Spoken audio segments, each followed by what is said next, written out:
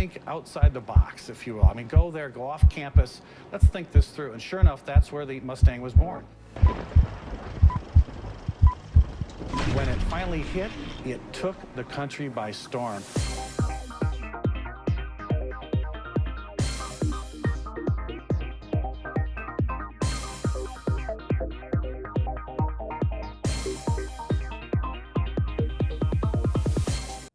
Hello, everyone, and welcome to another edition of Cars in Context.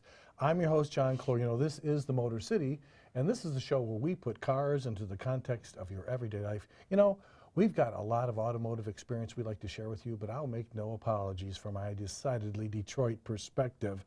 And today you're going to get just that great perspective about some of the dream cars in our industry, some of those wonderful dream cars which we love to see at the auto show. We've already given you a whole episode on dream cars from the late 50s into the 60s, and now to come back and finish the job we've started to get you thinking of all those wonderful cars and why in the heck didn't we build them. We've got Chris Sawyer of thevirtualdriver.com. Chris. Hi, John. How are you? Oh, I'm fine, thanks. Thanks for asking. Took you by surprise. Yeah, Thought it could be a smart remark, did you? I did. Yeah, well, sometimes. But you know. Chris, that last show, I mean, it just gets you thinking of all these great concepts that we used to just think, oh man, if they ever built that, and then they never heard from them again. Yeah, well, you know, part of it's also that the people in the audience go, ooh, it's a little scary. I don't know if I'd buy that. Yeah, and you know, today's auto industry, maybe we just don't have the money to go pie in the sky cars anymore, and everything we see pretty much at the auto show, they better have a good plan. Because you know, who's got money kicking around unless it's, you know, taxpayer money? Exactly. There you go. But listen, before we get into that, Chris, I know we'll pick up where you left off on the part one of Dashed Dreams. Love that title, Dashed Dreams. We have to find out what's happening In the news. That's right. Yes. And to start out today, I have a new acronym for you guys. I know you love acronyms. I just personally can't stand them. Is that like a homonym or a synonym? Yeah, it's all those M&Ms. Okay. I prefer M&Ms. Those are my favorite. Peanut, too. Oh, yeah. love peanut M&Ms. But this is a new acronym, and the acronym is called a CPO. I know what a CPA is. Yeah, and I know it 3PCO. Wait, 3 Three yeah, CPO. Yeah, okay. Yeah, whatever. Yeah, we are both are. It's that little robot, right? You can watch John Thursdays on Big Bang Theory. Yeah, I lost my nerd license a while back. But a CPO in today's vernacular is what they call a certified pre-owned vehicle. Oh, something coming off a lease. Yeah. Well, you know, they had them coming off leases before, and they used to be called used cars. So these guys, the guys with the money, they're rolling in the money. They got that. I got to drive a new car all the time. I'm going to pay for it anyway. I'll buy a lease car. I don't have to buy anything. I got a lease car. Every 2 years, I'm driving something new and fresh, just like this guy. And I was going to say, I'm rich, really? Oh my God! If I had what you had, I'd be in bankruptcy court. No, Probably. No. So now the automakers have said, look, instead of just taking the lease car back, let's go through it. Let's make sure that we'll sort it all out. You know, the tires, the brake, we'll go through so many point inspections, and they call them certified pre-owned. It's not like, see, that's kind of, to me, Chris, a misnomer, because it was pre-owned. Why do you have to certify that it was pre-owned?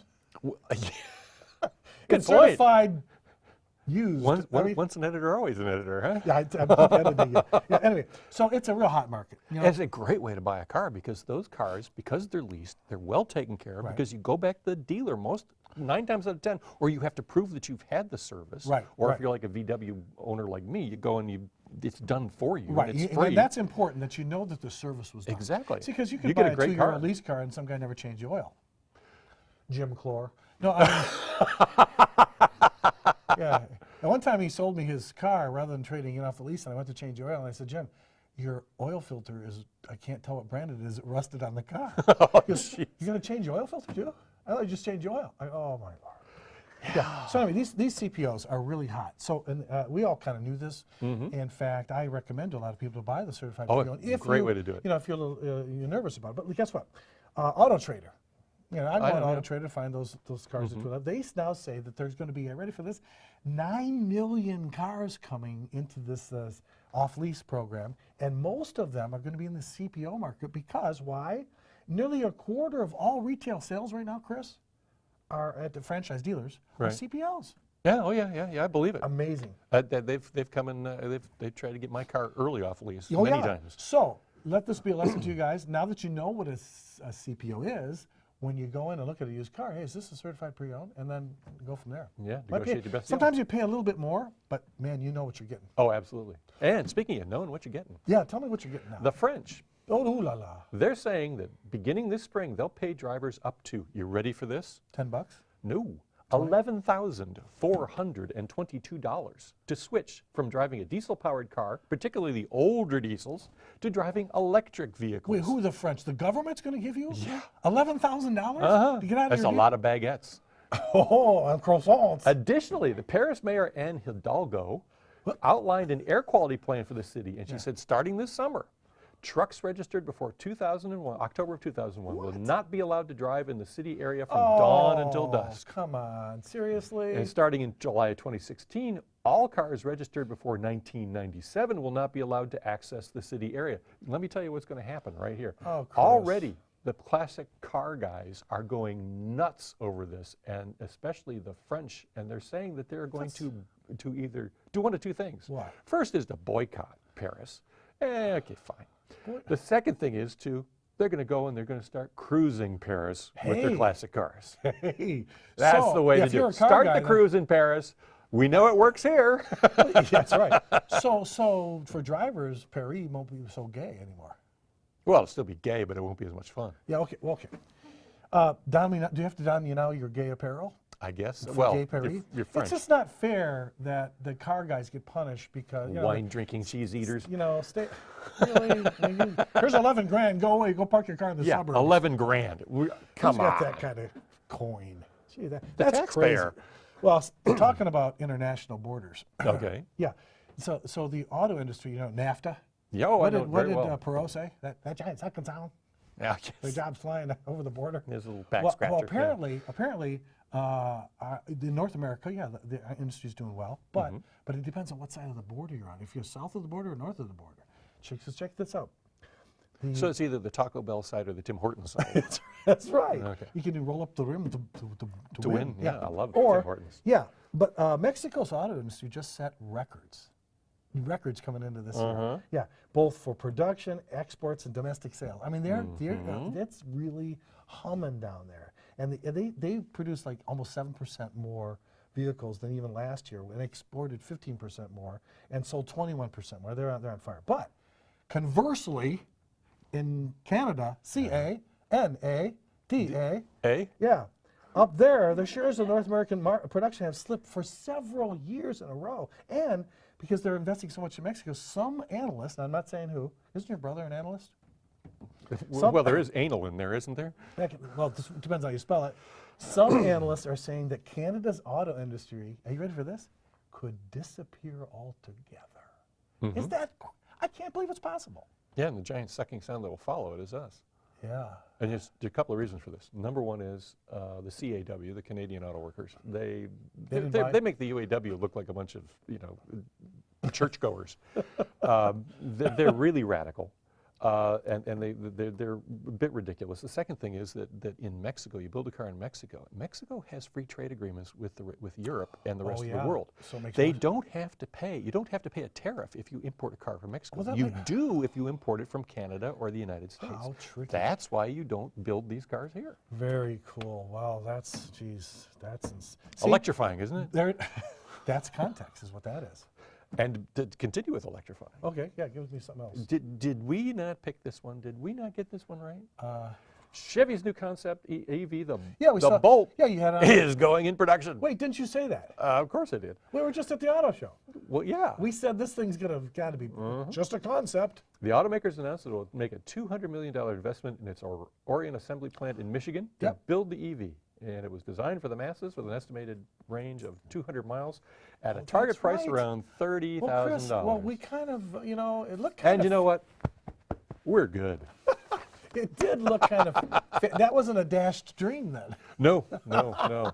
That did kind of look like a car that was ready to rock and roll. Absolutely. And it could very well And fit for this next one. Those up at the Lake Orion plant, they'll be happy to hear that. Exactly. All right, now speaking of this is one of my favorite things. I'm going to show you a picture of, here's a picture of something we've all seen on the road, and there is what they call, and I didn't really know the name of this is called the long life vehicle. This is a postal van. You see them all in your neighborhood, these square boxy little trucky thingies. And guess what, folks? Even though there are some senators that say we should just abolish the post office completely, because it would have turned a profit if they didn't have to fund their retirements for the next 75 years. It would have turned a profit this year. But anyway, Of course. the post office said because of rising maintenance costs and the need for extra cargo space now, because they're doing more bulk mailing, the U.S. Postal Service had asked all the automakers to bid on a brand new commercial van that would replace this postal. That handsome vehicle. That's really, okay. The thing was built to be rugged and durable and not for being pretty. Hey, Whoa, they got that right. It wasn't pretty. Yeah, but this new van is needed by 2018, Chris. Wait a minute. The contractor, That's yeah, not that you far better hurry away. up. The contract, they're thinking, if one automaker gets it, $4.5 to $6.3 billion. That's a nice That's chunk a of huge. change. Oh, can you imagine that? Yeah. You can keep the. How about we do something really smart here? What's that? Instead of doing this garbage, oh, come on. This is the government way of doing things. I'm from the You do a government. 3-year lease on these vehicles, maximum. You rotate it between all of the automakers that are doing these small delivery vehicles, Yeah. the Transit Connect, the Yeah, NV. see, here's a picture here of all the. Exactly, But they're all saying those none of things. these new vehicles will quite be right because the doors got to be changed and the steering. Oh wheel. yeah, because they want everybody on the right-hand side. Yeah. But guess what? What? Transit Connect's made in England. You bring them. They sell them in England, so you can bring in the right-hand drive you could versions do it, here. yeah, yeah. You The give doors. you give them a little bit of a dispensation on certain things. You know, for God's sakes, let's not be stupid about this. Let's save ourselves some Hey, money. that might be. And you give them 2-year, 3-year lease most. You know, and those things are done. Crush them. Who cares? Yeah, long life vehicle. Who needs it? I'll be running in 2016 on the Republican ticket. And several thousand people will be chasing after him as he runs. That's No. right. Okay, well, that news was just unbelievable. But now it's time for what we call car trivia time. That's right. And car trivia time, folks, is when we throw out a little trivia question for you, and we try to stump you. Okay, I'm going to admit it. We're trying to stump you. It's not easy. Or it's much better than the name we had before, which is stuff we didn't know and you don't either. Stuff we had to look up, so you will too. No, so this time, and what we do is we give you this question, and then we go to the break. When we come back from the break, we give you the answer, so you don't have to wait till like next week and write it down, or do a decoder ring, or send anything in to WMTV to care of Lauren Parrott, the War Memorial. Please see if this is my right guess, and then what do you win? Some T-shirt that you got from some press lead? No, we're not going to do that. No, I'm wearing that T-shirt. Oh, you are? Yeah. Okay. Okay. So anyway, this question was so good that our friend sitting next to us, Chris Sawyer of thevirtualdriver.com, decided I'm going to give him a stumpy. And a stumpy isn't like when you kick somebody in the leg and then they fall over and they can't walk for like half an hour. This one is really to stump the band. And this one, Chris, why don't you ask the question? Okay. In 1967, A.J. Foyt and Dan Gurney won the 24 Hours of Le Mans in Le a Mans. Ford GT Mark IV. Awesome. What production automobile supplied the taillights for that car? The taillights. The taillights. The Ford GT40, which won No, the Mark IV. The Mark IV. The Mark IV. So there, you're saying that the taillights came off a regular car. A regular production car. And not necessarily a Ford. Oh, well, I hope you got your thinking caps on, because we're going to not only give you the answer to that, we're going to put Chris in the driver's seat and talk about those dash dreams. Cool. But we won't do that until we come after the break. Okay. All right, let's see if they get it.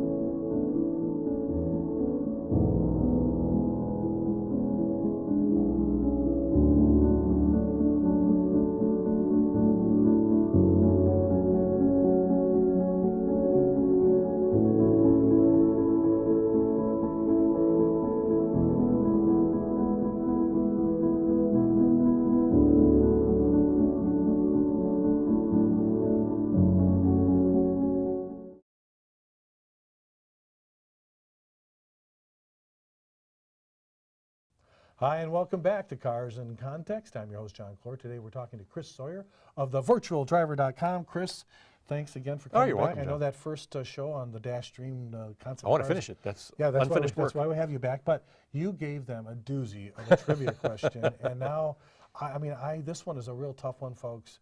If you race guys, I hope you get this, Chris. Why don't you give it? I'll give the question. In 1967, A.J. Foyt and Dan Gurney won the 24 Hour Le Mans and a Ford GT Mark IV. What production automobile supplied the taillights for that fantastic race car? Chris, give us the answer. All right, you ready for this? Yeah. The first generation Corvair. The Chevy Corvair, the Yep, early... 1960 to 64. Who knew? Who knew? Awesome. I didn't. Awesome. I had to look it up. Very cool. I know, that's right. So, Chris, let's go back to our topic of Dash Dreams. You know, Absolutely. The concept cars, we all love them. We go to the auto show and we pray that someday, would you make that car? When they don't, they go, why didn't they make that car? And sometimes we never really know the answer. But we went, last time I know we went right up through 1991. We ended with the Pontiac Protosport. So why don't we start, like in the mid-90s, and why don't we start talking about some of those great concept cars that you pulled off. And folks, you can watch along these wonderful pictures with us, and we'll kind of take that trip through yesteryear. 1995. 1995, the Chrysler Atlantic. Ooh. This big boat was, Chrysler's taken the Bugatti Atlantic. Oh, okay. Chrysler President Bob Lutz and Design Chief Tom Gale were at the Pebble Beach Concours, and they were judges, and decided to create a concept of all concepts. So they built this thing. It's 199 inches long, which is not that huge. No, it's not that bad. And when you consider the wheelbase is 126 inches, that's big. Yes. Powered by two neon four-cylinder engines in line on a common crank. So it's That's- a 4-liter inline 8. That is cool. That's really crazy. All right, now next up, you have something even cooler. I think. Something close to my heart that almost caused me to kill myself at one point. The 1999 Lotus M250. This thing, well, they replaced it in the lineup now with the Evora. The Evora is something much better. But this is a great idea, bad execution. And, it's bonded and extruded frame that was developed from the Elise. Powered by a Lotus-tuned transverse 3-liter Renault V6 motor with a 6-speed gearbox. And it could have been the basis for the Ford GT if Jack Nasser had been able to buy both Proton and Lotus, in Lotus as he wanted to. He was sniffing around He really Lotus. wanted to, That's and that could have been cool. Car was designed, however, by novice engineers, and it would have cost 63 million pounds to put into production. Now, I know in Detroit that's nothing. So a pound is But right for now Lotus, that's like that was all of their profit that that's year. everything they got. So an after-hour group of 4 seasoned engineers led by my good buddy Roger Becker got in there and got that price down to 22 million pounds over 4 weeks, and they were going to get it down much below that if they had gone farther and had not been canceled. But the then Lotus CEO got into a tiff with Renault over payment for the work on the engines, which is really stupid because the deal was that Lotus was to get them free in exchange for the work. And so the engine supply dried up. So then I got this call and went to my brother Jim, because he was the head of SVT PR at the time. And we were very close to putting the SVT Contour 3.0 engine in it. And then, of course, the whole program just died. What a shame. Yeah. Very cool car. And speaking of Ford, you know, there are a lot of cool Ford concepts in that era. And This one I This loved. one, you know, I got to tell you, this car everybody loved. Yep. It's kind of It was the car that was going to be built instead of the GT. Really? Until something happened. So this is called the Ford 49. Ford 49. Using the numeral like the 49 Ford. Yep. And they did it in a coupe and a convertible. And this thing was gorgeous. It would have been the 100th anniversary model in 2003 had J. Mays not taken the Ford GT clay model and parked it in the executive garage the day of the decision on this car. Oh, boy.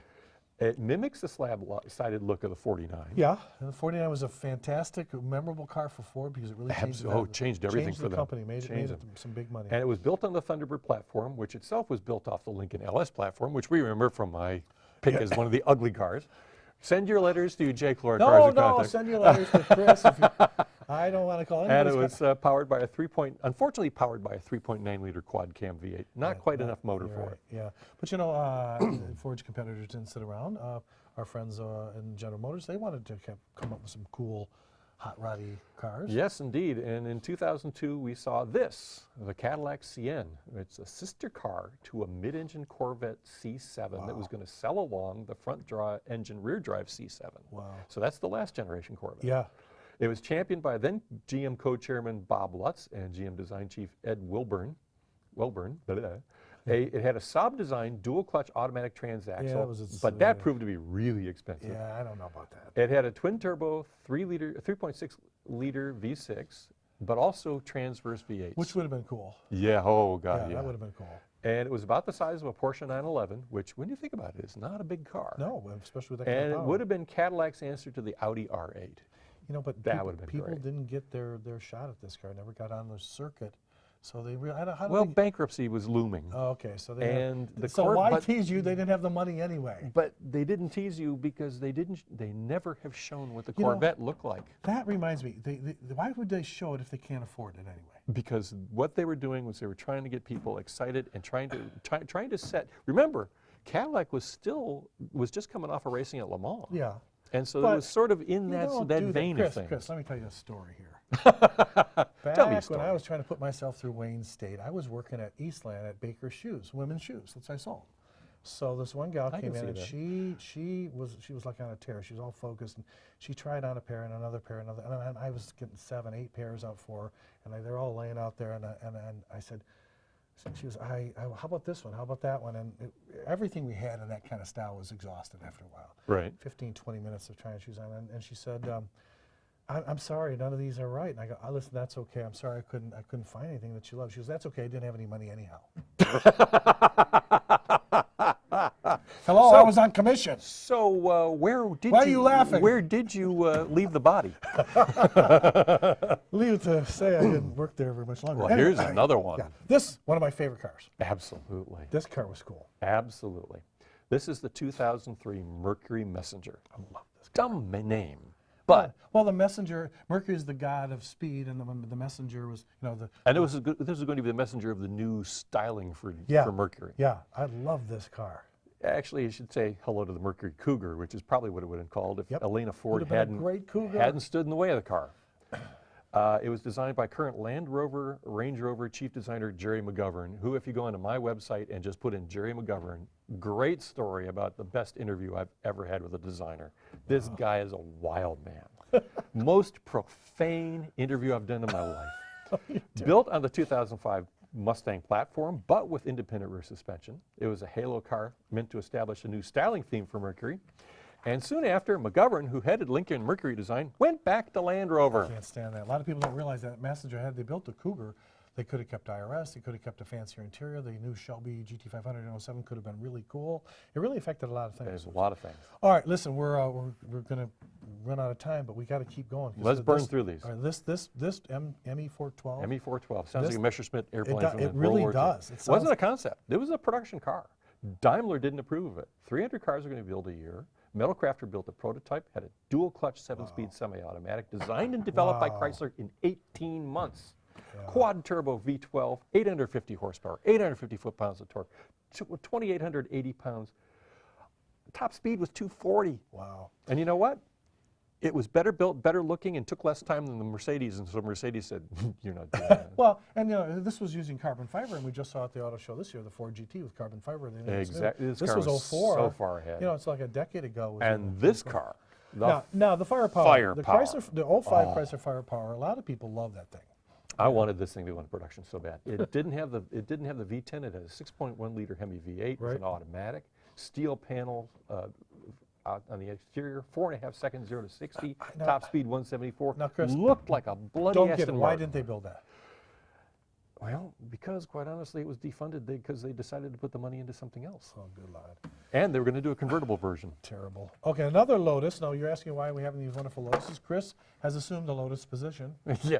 This is a proof of concept for a lightweight Lotus versatile vehicle architecture. They said that this was just a show car, but it wasn't. It was built from stamped aluminum sheet around cast aluminum suspension nodes at each corner. Platform could handle anything from a sports car to an SUV. Russell Car did this. It was powered by a supercharged 3-liter V6 driving all 4 wheels. Wow. Never reached production, though Shame. Proton was very interested. Now, the cars that I wanted to reach production was this 2007 Ford Interceptor. The name came from like the police and stuff. This car looks so like punch you in the face. Great. It's so Detroit.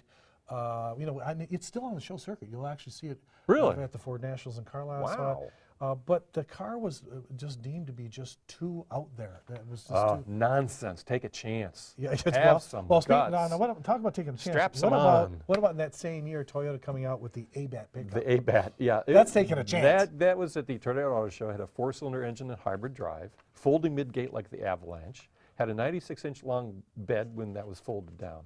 Featured tailgate lighting, sliding tie downs, all sorts of stuff. We're going to see a lot more. Yeah, doesn't it look like something that we showed you at the auto show? The Hyundai Santa, whatever it was. Fe.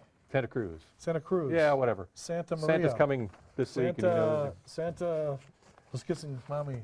So that tells me it's really close. But this one, the last one that we're going to bring to you is you know, this one I know. Should have gone. They should have done it. You know why? I would have bought it. This is the 2010 GMC Granite. Did they take it for granted? Boy, you bet they did. It built off the Opel Meriva MPV. Had a transverse front drive 1.4-liter turbo from the Chevy Cruze. 5 seats and 2 rows. The 2 rear rows were removable for more leg room. What was the suicide doors like the Continental? What was the issue? They were scared. And they said, maybe this isn't a GMC car. Dash dreams, folks. I hope Nonsense. you enjoyed that. Do it. Now it's time to enjoy something else, Chris. Can you believe it? It's time for our pick of the week. Okay. This is where we show a cool picture that you sent in. And during this snowy winter, folks, I hope you love this picture. Here is the picture of the pick of the week. This is some guy driving off without brushing the top of his car. That's about 4 feet of snow on top of his car. Yeah. I hate that guy on the freeway because as he gets to about 40 miles an hour, you can't see behind him. Sir, please, when you see that guy, beep the horn at him. Oh, absolutely. Thanks for sending that pic, but now we have even another cool pic. Pride My Ride. That's right. Now it's time for Pride My Ride. This is when you, the viewers, send a picture to me and tell me why you have pride in your ride, and I'll show you this one. This one's fun, because I had one of these cars. Yeah, at least more than one. This is a 1978 Mustang II King Cobra owned by Matt Kropp of Shenandoah, PA. He sees us on the YouTube channel. Cool. Yeah. He said he brought back a lot. He was in Iraq in 2011. Wanted this because his dad and he fixed one up, and guess what? He bought this, and now he's fixing it up with his son. That's cool. But you know, that's not all. No. Now comes the time of the show. We asked Lauren Parrott of WMTV to come up and say, Lauren. They don't watch for us. Lauren, please, goodness, was there anything in the Cars in Context mailbag this week? There was. Oh, Lauren found a couple of. Oh, thank you so much. You're so welcome. I hope you didn't get a paper cut. Thank you for this, Chris. We only got a couple minutes, but I do want you to try to answer these crazy questions. Okay, this one's from Robert M. of Grosse Pointe Shores. Watches us on Comcast cable channel 915, which is HD. Dear Chris, love the show about Cadillac marketing, but I think they've even bigger problems than you mentioned. For one thing, I don't think Cadillac can persuade enough American sedan buyers to switch from foreign competitors. Very true. And for another, I don't think it can make enough Escalades to satisfy current domestic demand. Very true. Don't you think the issues are with the product and not with marketing? Both. Part of the problem is that they raised the prices on their cars up to the level of everybody else's and said, hey, we're fully competitive. That's really, no, you're not. Robert, that is very insightful. That's right. He's absolutely right. Well, maybe I have one to do. This one comes to us from Rod P.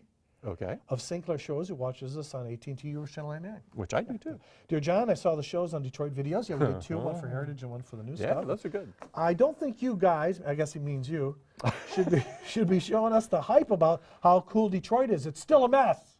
And we expect you guys, I guess he means you, to stop drinking the Kool-Aid and keep telling it like it is. That's why we watch Cars in Context. Now, Chris, Rod, calm down.